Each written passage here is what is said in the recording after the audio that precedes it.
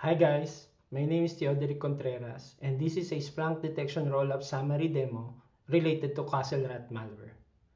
We will introduce some interesting MITRE attack tactics and techniques we extracted during malware analysis and how STRT maximized those TTPs for detection development. So let's start.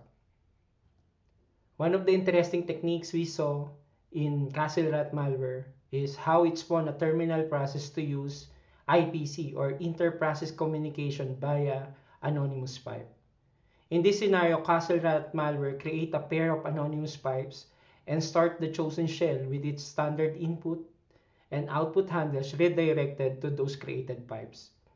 Afterwards, this rat will use the shell inputs pipe for its command control input and read the command output from the shell's output pipe.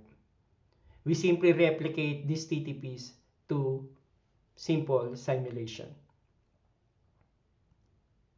Second, in this slide, we can see the code snippet of CastleRat that tries to kill a running browser, namely Brave.exe, Chrome.exe, MS Edge, and Firefox.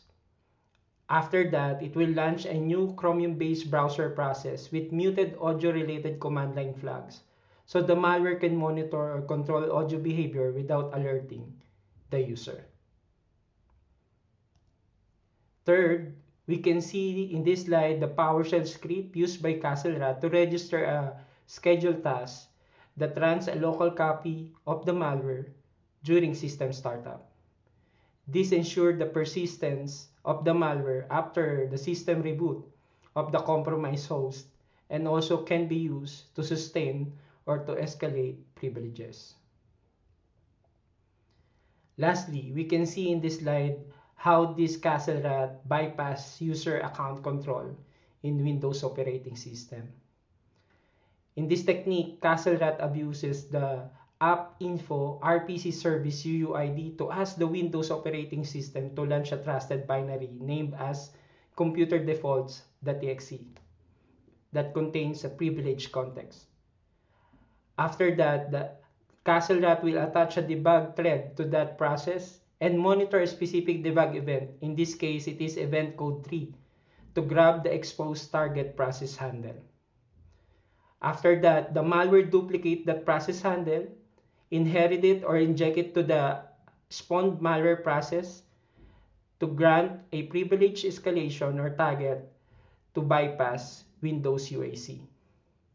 In this slide, we can also see the screenshot of the parent and child process execution of computerdefaults.exe to the CastleRat malware to bypass this Windows UAC.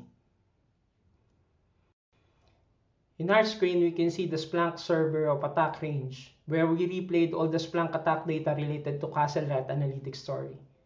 These first detections related to the monitoring of suspicious child process spawned by computerdefaults.exe, a Windows system process used to manage default application that being abused by CastleRat to bypass Windows UAC feature.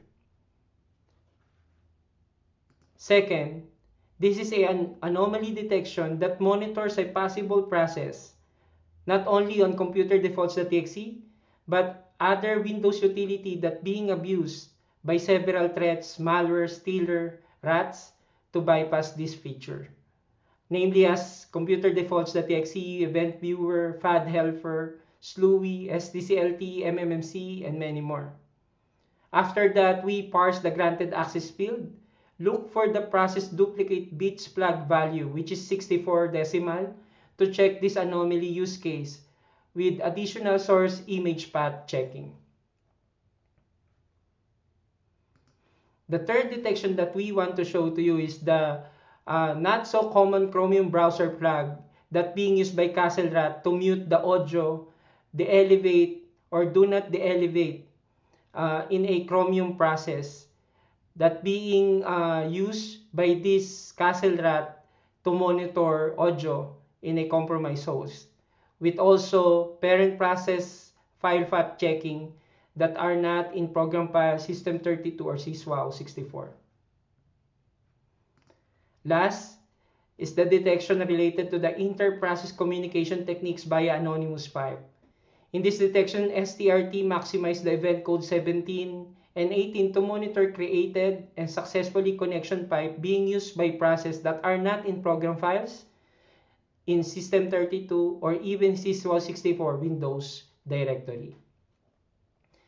These port detection are just part of a several detection related to CastleRath analytics story. For more information, please visit our website, research.splunk.com. Thank you guys.